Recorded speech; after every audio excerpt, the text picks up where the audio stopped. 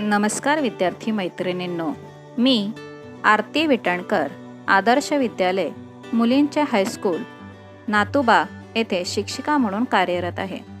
आज आपण इयत्ता 8वी विषय गणित यामधील प्रकरण क्रमांक 1 परिमेय व अपरिमेय संख्या यांचा अभ्यास करणार आहोत.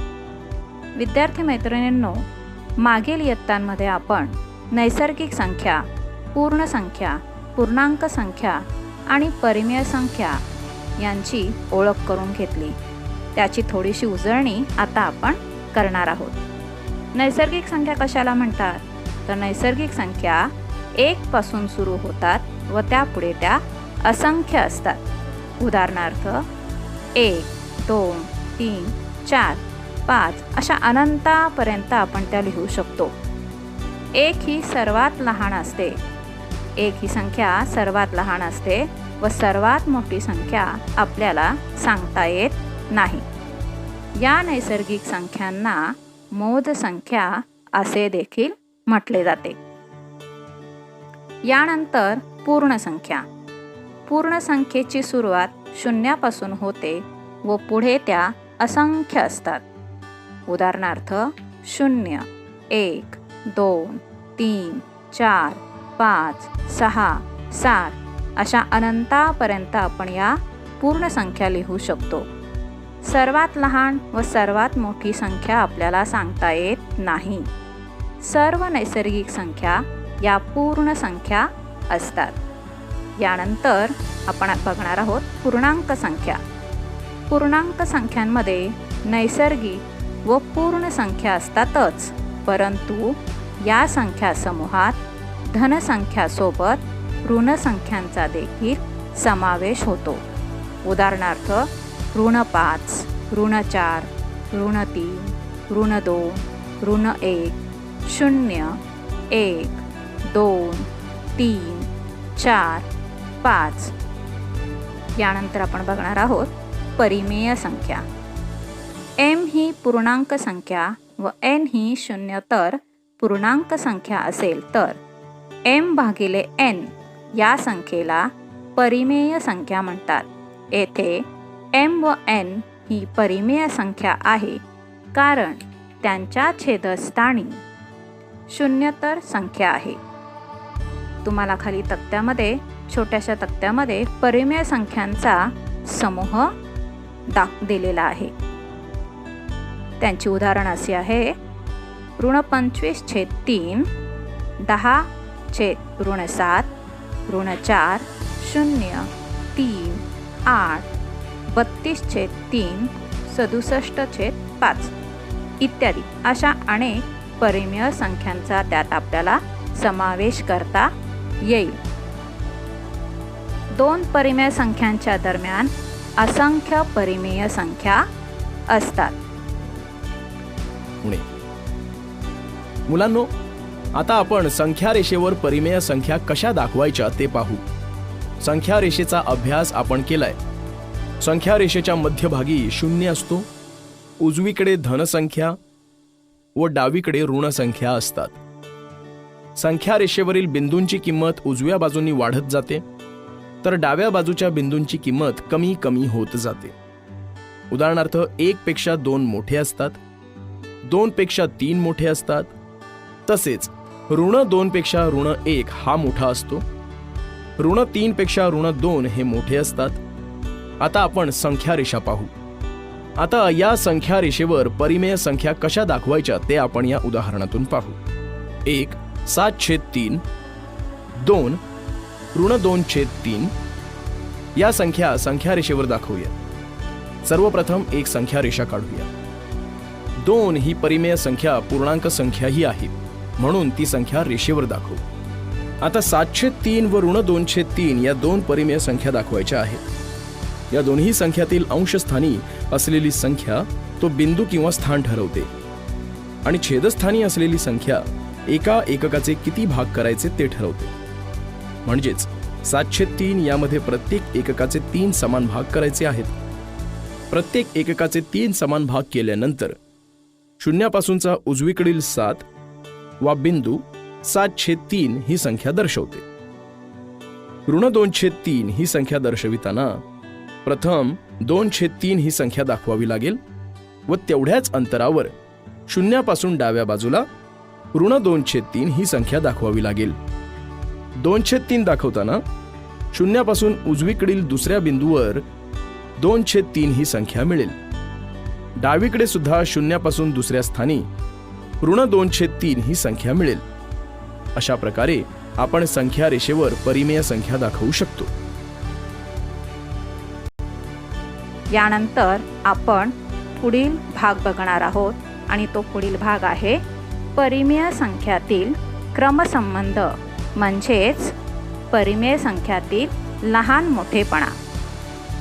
संख्या रेषेवर संख्यांच्या प्रत्येक जोडीमध्ये डावीकडील संख्या उजव्या बाजूच्या संख्येपेक्षा लहान असते हे आपल्याला माहीत आहे.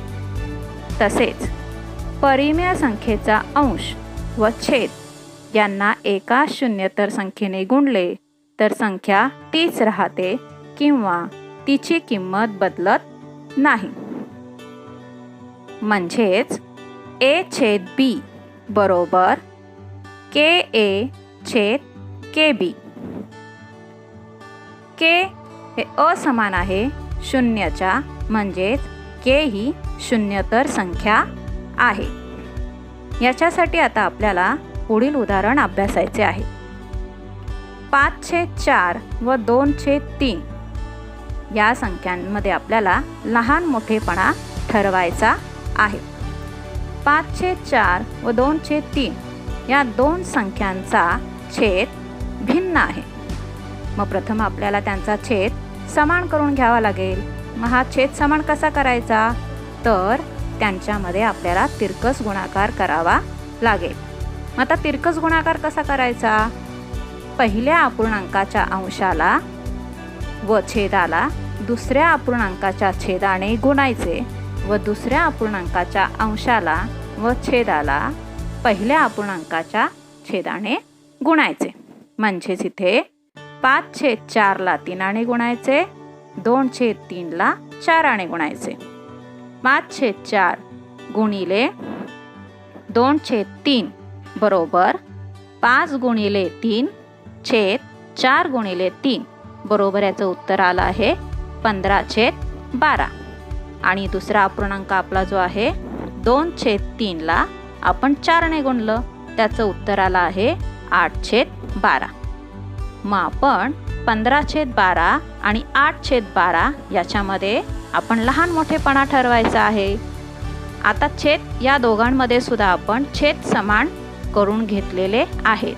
म्हणजे छेद समान असताना ज्याचा अंश मोठा तो अपूर्णांक मोठा असतो. आता या दोघांमध्ये 15 आणि 8 हे दोन अंशस्थानी आहेत. मग या दोघांमध्ये 15 हा काय आहे, मोठा आहे, म्हणून 15/12 मोठा आहे 8/12 पेक्षा. आता 15/12 आणि 8/12 हे कशाचे मूळ रूप, हे कशाचे रूप झाले, तर 5/4 आणि 2/3 म्हणून आपण पहिला अपूर्णांक घेतला 5/4 व 2/3. या दोघांमध्ये 5/4 हा 2/3 पेक्षा मोठा आहे. अंश समान असताना ज्याचा छेद लहान तो अपूर्णांक मोठा असतो व अंश समान असताना ज्याचा छेद मोठा तो अपूर्णांक लहान असतो. बघा हा आता उदाहरण 5/4 मध्ये व 5/2 मध्ये 5/2 हा अपूर्णांक काय आहे, लहान आहे का मोठा आहे, हा अपूर्णांक 5/4 पेक्षा कसा आहे, लहान आहे. 6/2 व 6/4 मध्ये 6/2 हा अपूर्णांक 6/4 पेक्षा मोठा आहे.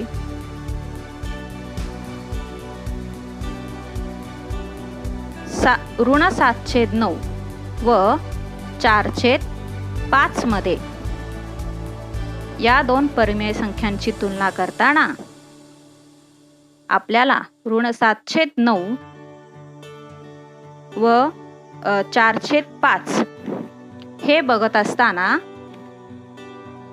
या दोन ऋण संख्यांची जेव्हा आपण तुलना करतो तेव्हा तुलना करत असताना ऋण संख्या नेहमी धन संख्यापेक्षा लहान असते. म्हणून ऋण 7/9 ही 4/5 पेक्षा लहान आहे. आता या दोन ऋण संख्यांची तुलना जेव्हा आपण करतो तेव्हा ए बी ही धनसंख्या जर असेल तर ए बी पेक्षा याच्यामध्ये ए ही बी पेक्षा लहान आहे. ऋण ए व ऋण बी या जर ऋण संख्या असतील तर ऋण ए ही ऋण बी पेक्षा लहान आहे. आता याचेच उदाहरण आपल्याला बघायचं असेल तर 2 आणि 3 मध्ये 3 ही संख्या रेषेवर 2च्या उजवीकडे आहे, म्हणून 3 ही संख्या 2पेक्षा मोठी आहे. ऋण 2 आणि ऋण 3 मध्ये जर आपण बघितलं तर ऋण 3 ही संख्या ऋण 2च्या डावीकडे आहे, म्हणजेच ऋण 2 ही उजवीकडे आहे. मग संख्या रेषेवर उजवीकडच्या संख्या या डावीकडच्या संख्येपेक्षा कशा असतात? मोठ्या असतात. म्हणून ऋण 2 ही ऋण 3 पेक्षा मोठी आहे. दुसऱ्या उदाहरणामध्ये बघा 5/4 आणि 7/4 मध्ये आता इथे छेद समान आहे. मग छेद समान असताना मोठी अंशस्थानी असणारी मोठी संख्या 7 ही 5 पेक्षा मोठी आहे, म्हणून 7/4 ही 5/4 पेक्षा मोठी आहे. ऋण 5/4 व ऋण 7/4 यांच्यामध्ये छेद समान आहे त्यांचा. ऋण 5 आणि ऋण 7 मध्ये ऋण 5 ही ऋण 7च्या उजवीकडे आहे, म्हणून ऋण 5 ही काय आहे? ऋण 7 पेक्षा मोठी आहे, म्हणून ऋण 5/4 ही मोठी आहे ऋण 7/4 पेक्षा. दोन्ही अपूर्णांक ऋण असतील व अंश समान असतील तर ज्याचा छेद मोठा तो अपूर्णांक मोठा व ज्याचा छेद लहान तो अपूर्णांक लहान असतो. उदाहरणार्थ ऋण 5/4 मोठे आहेत ऋण 5/2 पेक्षा. पुढील तक्त्यामध्ये विद्यार्थिनींनो तुम्हाला एक उदाहरण सोडून दाखवलेले आहे. या उदाहरणाचा नीट अभ्यास करायचा आहे. पहिले जे उदाहरण तुम्हाला सोडून दाखवलेलं आहे तशाच प्रकारचं हे उदाहरण आहे. ऋण 7/3 बरोबर दुसरा अपूर्णांक आहे ऋण 5/2. आता याच्यामध्ये त्यांचा आपण चिन्ह काढून टाकलेली आहे थोड्या वेळासाठी. 7/3 गुणिले 2 आणि 5/2 गुणिले 3 यांचा आपण तिरकस गुणाकार केला आहे. मग तिरकस गुणाकार केला असता आपल्याला 7ला 2ने गुणलं आणि 3ला 2ने गुणलं तर 14/6 असे उत्तर मिळाले. तसेच दुसऱ्या अपूर्णांकामध्ये 5/2ला आपण 3ने गुणलं तर 15/6 असे उत्तर आपल्याला मिळालेले आहे. म्हणजे 14/6 हे लहान आहेत 15/6 पेक्षा. म्हणजे 7/3 हे लहान आहेत 5/2 पेक्षा. म्हणूनच ऋण 7/3 हे लहान आहेत ऋण 5/2 पेक्षा. जेव्हा आपण परिमेय संख्यांची उदाहरणे सोडवत असतो त्यावेळेस आपल्याला काही परिमेय संख्यांची तुलना करताना नियम उपयोगी पडत असतात. तक्त्यामध्ये तुम्हाला ते नियम दाखवलेले दिसतील. त्या तक्त्याचा नीट अभ्यास करायचा आहे व उदाहरणे सोडवायची आहेत. बघा नियम काय आहे तर A/B बरोबर C/D. इथे B आणि D हे धन असतील. पहिला नियम काय आहे? जर A गुणिले D हे च्यापेक्षा लहान आहेत B गुणिले C तर A/B लहान आहेत C/D डी पेक्षा. दुसरा नियम असा आहे, जर ए गुणिले डी समान आहेत बी गुणिले सी, तर ए छेद बी हे सी छेद डी बरोबर समान आहेत, म्हणजेच सारखे आहेत. त्या दोघांमध्ये समानचं चिन्ह आहे. तिसरा नियम आहे, जर ए गुणिले डी मोठे आहेत बी गुणिले सी ला, तर ए छेद बी हा मोठा आहे सी छेद डी ला. हे नियम विद्यार्थिनींनो, जेव्हा आपण लहान मोठेपणा परिमेय संख्यांचा बघत असतो त्यावेळेस हे आपण लक्षात घ्यायचे असतात. विद्यार्थिनींनो, आज आपण संख्या रेषेवर परिमेय संख्या कशा दाखवायच्या यांचा अभ्यास केलेला आहे. सराव संच 1 मध्ये तुम्हाला संख्या रेषेवर परिमेय संख्या दाखवायच्या आहेत. नंतर संख्या रेषेवर विचारलेल्या प्रश्नांची उत्तरं तुम्हाला लिहायची आहेत. सराव संच 2 मध्ये परिमेय संख्यांमधील लहान मोठेपणा ठरवायचा आहे. तुम्हाला जर उदाहरणे सोडवताना नक्कीच परिमेय संख्यांचे नियम जर तुम्ही लक्षात घेतले तर ही उदाहरणे तुम्हाला नक्कीच सोडवता येणार आहे. तर विद्यार्थिनींनो, तुम्हाला नक्कीच परिमेय संख्यांचा हा पाठ समजला असेल.